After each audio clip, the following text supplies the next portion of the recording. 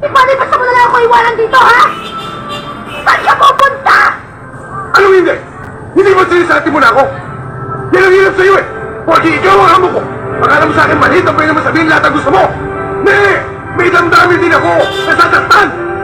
Eh, alam mo naman palang ako ang amo mo. Bakit mo makapagsalita ko wala kang respeto?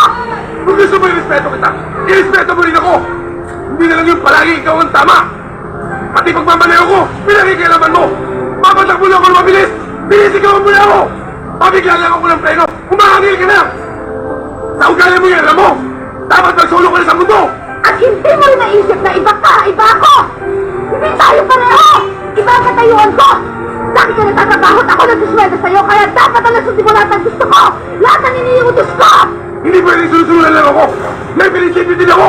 Pwede mo tayo dito magtalo ng kakaya sa mga tao? Hindi pwede basta mo na lang ako iwanan dito, ha? Saan ka pupunta?